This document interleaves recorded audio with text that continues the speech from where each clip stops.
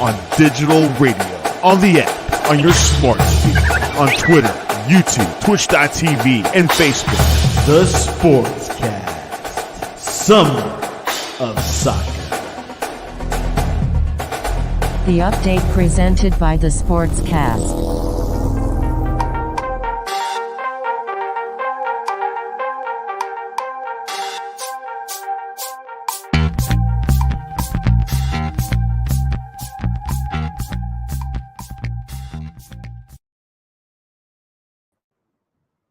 June 15th, 2024. If you haven't yet, please subscribe on all our channels, YouTube, X, Facebook. And if you're listening on Apple Podcasts, please leave a rating and review. It will help us out tremendously. We're also on your smart speaker. If you're on Apple Podcasts or Spotify, please leave a rating and a review. It will help us out tremendously. And visit our website, thesportscast.net, or you can also follow us on X at the Sportscast. Check out our app, The Sportscast, for the iOS App Store. Summer soccer is completed last night after Colombia loses against Argentina just by one goal. And, of course, Spain had an all-Spain day yesterday because of Wimbledon. And joining us all the way from the Northeast, Hal Phillips. Welcome back to the Sportscast. Thank you, Santi. What a day. It's hot. There's a lot of soccer that's just been played in the last 24 hours. I'm just trying to absorb it all like everyone else. An amazing summer of soccer. And it's not over. We have the Olympics coming. That Olympics is coming. I'm looking forward to it because our U.S. team is in the Olympics this time around. They've been missing out for the past couple of tournaments, right? Yeah, they've made one or two in the last 2 or 3. I can't remember exactly. It's not a marquee event on my calendar, but if the Olympics are held somewhere in a time zone where I can watch them, it's good fun, and it's a very small tournament field, so it's usually quite competitive, and it is probably the second most important women's tournament in world soccer. So I guess that we have that to look forward to, and then before we know it, the English Premier League will be back on in the middle of August. But these poor guys really don't have much time off. I feel bad for them. They don't, especially if you're playing for Spain or England, because they just played yesterday. Before we get into the news, before the World Cup was the Olympics. That was like the main tournament, and then Uruguay decided to host the World Cup. In fact, yeah, the Uruguay has 4 stars on its jersey because FIFA has recognized those 2 Olympics in 24 and 28 as counting as World Championship titles. They couldn't pull off a 5th title over the weekend, but they sure were entertaining in the process. Quite interesting. And one of those teams that went to the finale in 1930. No, actually, Copa America started in 1916. Argentina. Now they have the most Copa Americas. How? Because they beat Colombia in extra time by a goal by Lautaro Martinez. Argentina are Copa America champions after defeating Colombia 1-0. It was a very tight match. How? Was back and forth, but the substitutions of Argentina came through. Lautaro Martinez, quite interesting player because he won the Golden Boot for Copa America, but he was in the bench for the knockout stages most of the time. But he came and became a hero for Argentina. Sorry, for Apple. Argentina is now arguably one of the great teams of all time. I mean, before they won the Copa America in 2021, no one would ever have said that. This was one of the most disappointing national teams in history, the center of which, of course, is Leo Messi. He had never won anything, not a Copa, not a World Cup, and that was 2021. It's 3 years ago. Well, in that time, they've won the Copa, they've won a World Cup, now they've won another Copa. They've done it in pretty amazing fashion, and now we have to rank them with Spain as some of the best modern teams ever. Spain, of course, won 2 European championships and a World Cup in the space of 4 years. So they're in the same kind of company. What sets Argentina apart is exactly what you described. They're deep. Lo Celso, who set up that goal, doesn't start for them. Lautaro doesn't start for them, but scores and is also, the striker for Inter Milan, big club. So not Inter Milan, Internacional. Nice. Thank you. So, yeah, they bring incredible quality off the bench. And, in fact, they beat this team without Messi, who went off in the 66th minute, I thought with a hamstring, but no, he obviously turned an ankle and it was bad enough that he could not continue. So he knew it immediately too. So an amazing performance, but wow. What a tournament. What a weird tournament. What a display yesterday in Miami with the crowd trouble. I mean, it was just so CONMEBOL. It really was their party. And this was shown to us over and over again. It may have taken place in this country, but this was South America's event through and through. Yeah, there was an incident yesterday right before the match where most of them, well, let's just say supporters of both teams, rushed into the stadium. Cops were chasing people all throughout. People were climbing up in those big escalator circles, rounds. People were going through vents to get into the game to watch it. I even heard ticket holders that went to their seats saying there were people sitting in their seats. They told security said, hey, we can't do anything about it. It is what it is. And tickets were costing for at least $1,200. Yeah. It went high up to $5,500. But there was chaos, and I think the stadium was overpacked. It was over capacity. Well, a bunch of things when this happened at the World Cup final, or the 2016 Euro final at the Stade de France. I think it was Champions League final 2021, Liverpool versus Real Madrid. I think at the Stade de France, Stade de France in Paris. Yeah, same kind of issue. Over demand. You have 80,000 people who have purchased tickets, but 100,000 people who show up wanting to get in. Something's got to give. So a little bit of history here.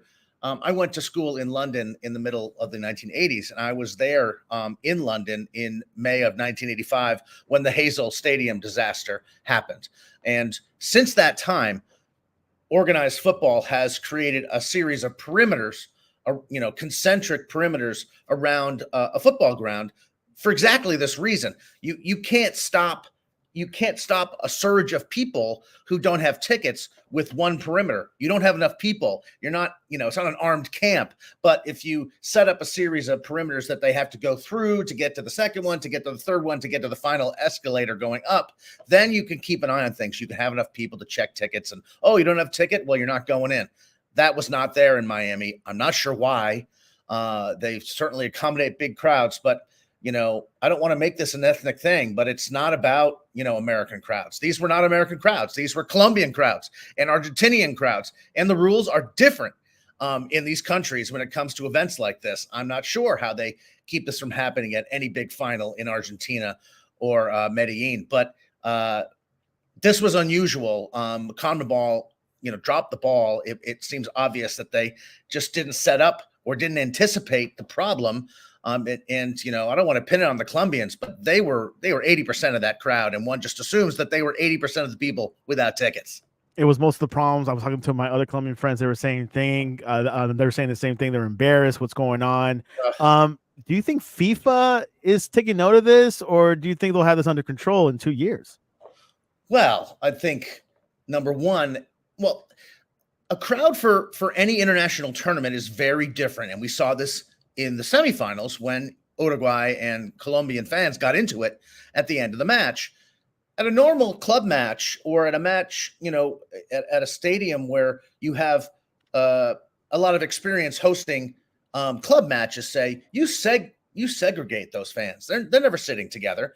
Most international tournaments aren't segregated to that degree, and they are especially not segregated to that degree in this country where we have very little experience with this kind of international sporting event. We really don't cover or follow sports the same way here. Everything is NBA, Major League Baseball, NFL. These are domestic competitions where, if you're a Chiefs fan or a Dolphins fan, you'll sit next to those people. It's not going to get bad. Well, when you have international play, it's a different thing. And I don't know that the folks at the Hard Rock Stadium were ready for that. But in the end, it's CONMEBOL's party, and they're the ones who have to make sure everyone is ready for that kind of action, and they have to sell tickets that are properly segregated. But of course, when half the people coming into the stadium don't have tickets, all that's out the window. Yes, and there's a FIFA Club World Cup tournament in a year from now, and that'll be organized by FIFA. So we'll have more of a better dress rehearsal for the World Cup, which is in 2026. So I'm quite interested in what's going to happen. But overall, how Copa America, what'd you think of it? Obviously, for us in the U.S. perspective, we wanted that challenge, we wanted that competition because we want to get ready for the World Cup. What did you think about this Copa America tournament overall? Well, I thought it was fascinating to watch. It's not often that we get to see an entire tournament like this. I've seen, Copa America, tournaments since, the early 1990s, in a succession of, satellite equipped Mexican and Colombian restaurants, that's where you had to go watch them. But it was only a game here or a game there. It was interesting to see the whole thing. It's a great tournament. It's an intense tournament. What's fast, and that's true for the style of play, but also the fact that watching Ecuador, Argentina was fascinating to me. The Ecuadorians have played Argentina, the best team in the world, a million times. They know how to play Argentina. They go into that match best equipped to actually play against a team that good, better than almost any European club, especially in South America, when you're even more at home. So it was interesting to see how these rivalries actually play out on a soccer field. Colombia, I thought, played very well in the first half against Argentina, and I thought they had them on the run. But by the middle of the second half, they had lost their momentum, and you start seeing the forms, the routines, the expectations starting to take over in the course of that game. The Argentinians knew they were going to win. The Colombians sort of knew that the walls were closing in around them. They had a chance to go up. They couldn't do it, and they knew what was coming. They were brave. I thought they played really hard. But I'm not surprised that they ended up losing that match. And I think if it went to penalties, they would have crumbled as well. The Argentinians are hard bastards, and they've earned that right. But anyway, the tournament, though, was a crazy, chaotic episode, which is, frankly, what we folks from El Norte expect to happen in a CONMEBOL, championship. And it's on the one hand, fascinating and exhilarating to watch. And on the other hand, like last night with those poor people outside the stadium climbing through vents to get in to see the game, whether they have a ticket or not, it's chaos. And you sort of shake your head and think about what effect that will have on the next big game that's held at the Hard Rock Stadium in Miami. They're going to need to do better because this can and will happen again when the stakes are high enough. I don't worry about the Club World Cup. Those fan bases don't travel in nearly the numbers. You're not going to show up in Miami and get 80,000 fans of, Real Madrid. Real Madrid. They're just not going to do it. And if they did, they wouldn't behave that way. It's a very different deal when you're supporting your club than when you're supporting your country. And as I'm writing about in this book that I'm working on now, the fervor for a team like Colombia playing in the United States for the hundreds of thousands of Colombians who live here. This is a massive event. Am I wrong? Massive event for them.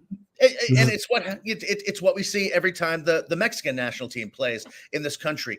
There is a synergy of an immigrant population, an emigre population living in a foreign country. The national team shows up. It is their patriotic duty to show up and tailgate and get hammered, have a great time, and cheer them on to victory. The only problem comes if they lose or if they can't get into the stadium to begin with. Those are some very angry Colombians, and I don't blame them. But again, it's all part of the pageantry of the CONMEBOL championship of the Copa America. You just don't see this at the Euros. You have some fights, between the Dutch and the English who are already drunk in bars outside the stadium. That feels different to me. It's just a different brand of soccer, and, vive la différence. Before we get into the Euros, do you think Copa America will be back in the States in 4 years, or you think they'll go back to South America for a bit? I really don't know. I think that the oligarchical sort of hierarchy that runs CONMEBOL is a mercurial bunch. I think that they like the money. They don't like losing control of the tournament. I'm sure it's much harder to create security, in countries where, you are unfamiliar. You don't have the same pull with local authorities because you're guests. It's just a different dynamic. I think for American soccer, selfishly, I I want the U.S. to be involved in the Copa, wherever it's held.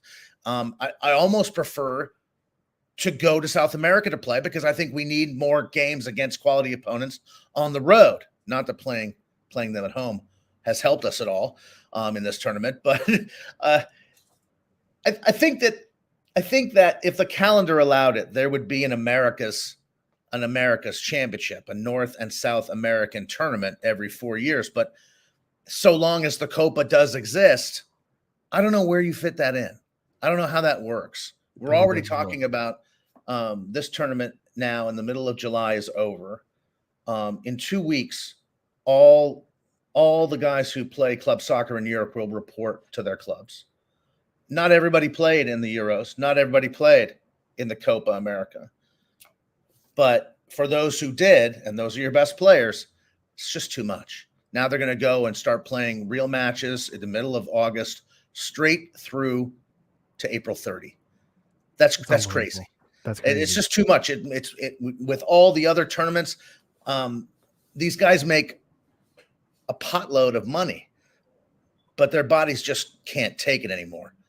And in an aside, the fact that Leo Messi's body has lasted this long and still performs as well as it does is a bit of a miracle. Even so, it's too much for mere mortals, and I don't know how much longer it can go. And the minute you start taking the stars out of it, no one will watch. So we're at a really interesting, I think, an inflection point here, Santi, and the 2026 World Cup is going to drive that home for the soccer community in this country. But it's nothing that folks in Europe and South America haven't known for a long time. I agree, Hal, and I for sure want to push that point where you said about CONMEBOL. They will look at the financials of how much they made, and that would not be ignored. I'm sure they're like, wow, this is not a bad place to watch it, even though we had bad fields, and I know we have people pushing in. We'll probably clear that up, but that will be for sure looked at. We'll find out in the next couple of months or maybe a year or so, see what happens to the future of Copa America. Be hosted back here or back in Latin America. So let's go into the Euros. Yesterday, Spain, the king of European soccer, for a record fourth time, now more than Germany. For England, it's another agonizing near miss in the team's decade-late loss of underachievement, completing a tournament of the team dominated from start to finish. Spain beat England 2-1 in the European Championship finale on Sunday, with Mikel Oyarzabal, the unlikely match winner in the 86th minute. The first goal came from Nico Williams at the 47th, and then Cole Palmer tied it as 73rd, but Oyarzabal won it for Spain. Spain was definitely the best team in the tournament. Yeah, I think they were, and they're deserving winners. There were some great zingers here. Can I read you a couple? Go for it. This fellow Cucurella, who plays for Chelsea, Spanish right back, had a great tournament. He said, I hope the birth rate will rise in 9 months, because it's very low in Spain. So he's anticipating a lot of people getting it on with their partners, and making babies in Spain in light of this. So obviously he sees a broad cultural impact. He also said, I don't know if Lamine Yamal has exams tomorrow, but if his dad lets him, he can come party with us. It's true. He's 17. Look, Spain were the better side here. They were the better side the entire game. Which is what made the performance from England so weird. And but in a way, it's what we've come to expect from this team. And until they go down, they don't really play. And if they happen to go up, they fall back and sort of let the other team come on to them. They seem to think that they're a good counterattack team. I just haven't seen it in the last two tournaments.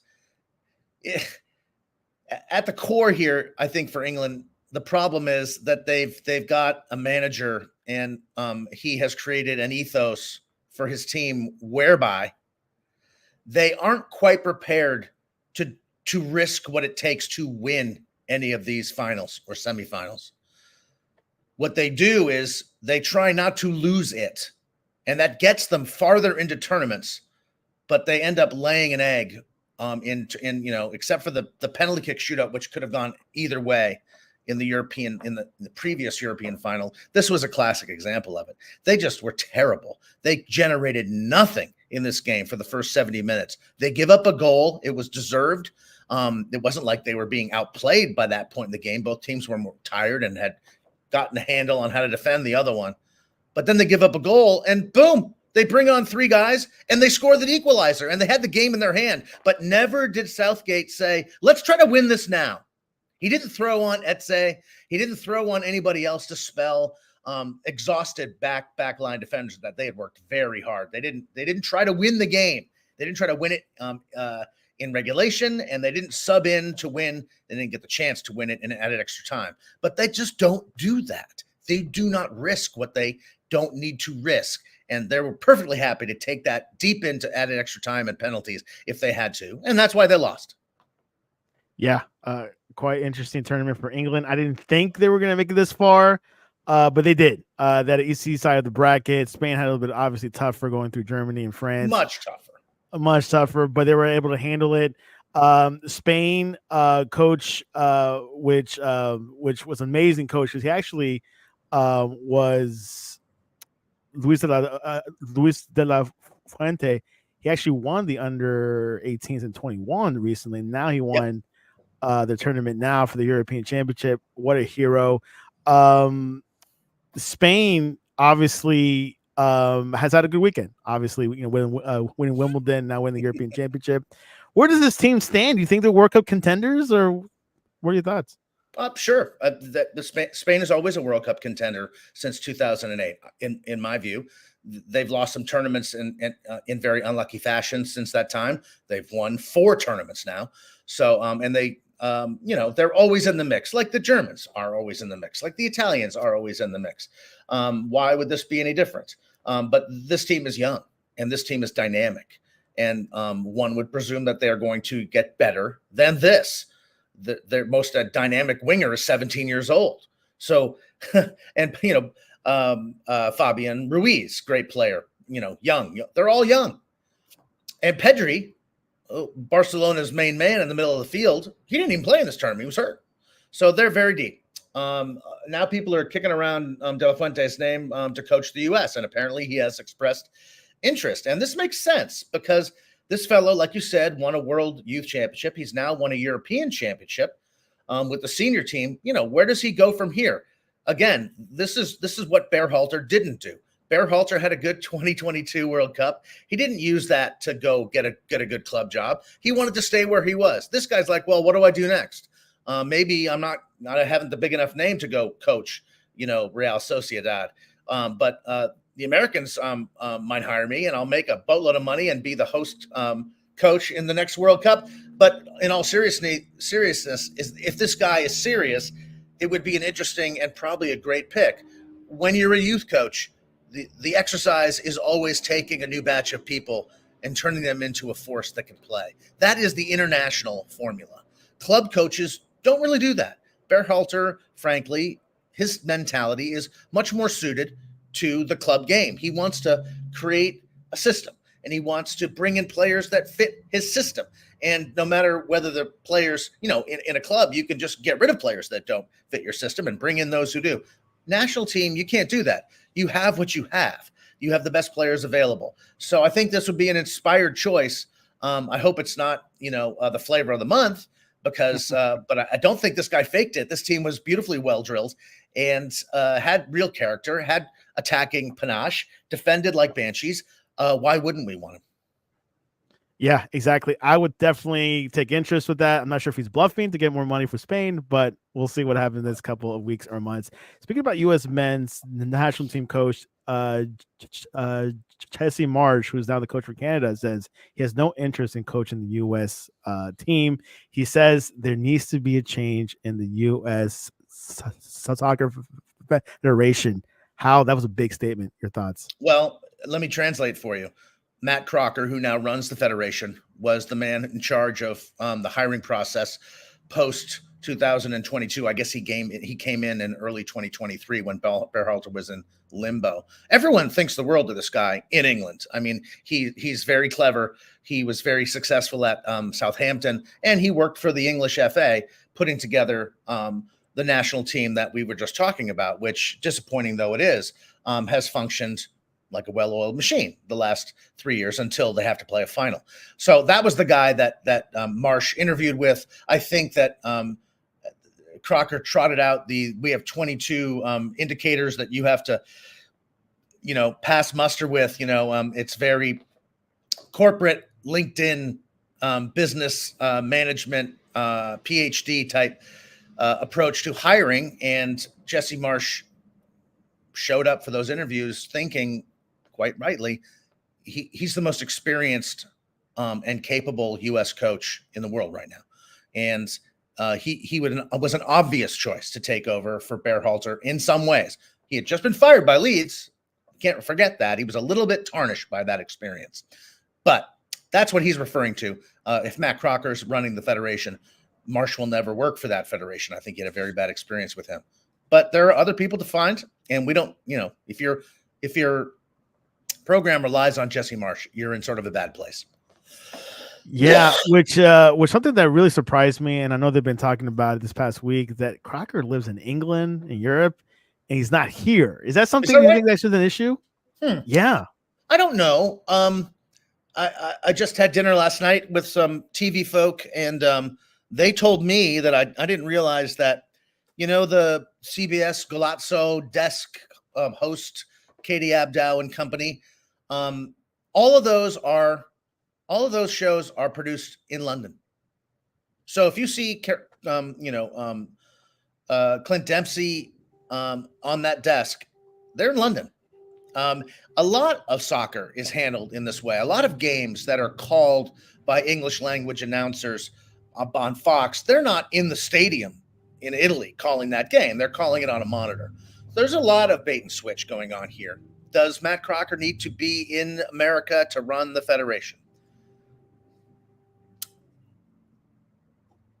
Yeah, probably. And especially if you are going to be so discerning with regard to how hires like the men's national team coach conducts themselves. I suppose if you would never tolerate a coach that wasn't living in the country, even though when a coach, is coaching a national team, he's on for 3 weeks and then he doesn't see those guys for 3 months. So I don't know. It's a fair question. I hadn't heard that, but I think it's a relevant point. Yeah, it's a quite interesting situation. U.S. Soccer Federation said they'll have it till September to announce their next head coach. So we'll see, which is kind of around the corner. So we'll see how it is going. But wow, what a summer of soccer. Any closing words? And also, what's the best way to reach you? Well, let me just say that I thought Jesse Marsh and the Canadians had an amazing tournament. And they did basically what the U.S. was hoping to do, was get in there, make some noise, win some games, get through the semifinals, and feel good about themselves going forward. The U.S. did none of those things, and we're looking for a new coach. We'll see how it goes. The sooner, the better on finding one, because the longer it lingers, the more doubt will be sown. But those are my closing thoughts. You can catch me at the address below. That's my website for my book's companion site, and it's also my threads and my Instagram handle. I'm just got to wait around for the Olympics to come back on. We shouldn't have to wait long. Shouldn't be that long. So the U.S. is involved. So we'll see what happens there. You can reach us at thesportscast.net or the Sportscast1 on X and Instagram. And this is a part of the year where things kind of die low, but there's the Olympics. So we'll see what happens. But Hal, thanks for coming on to the Sportscast. My pleasure, Santi. And there's always Major League Soccer. That's true. Coming up, Leagues Cup is coming up. So we'll see what happens. Right. Anyways, cheers. Bye.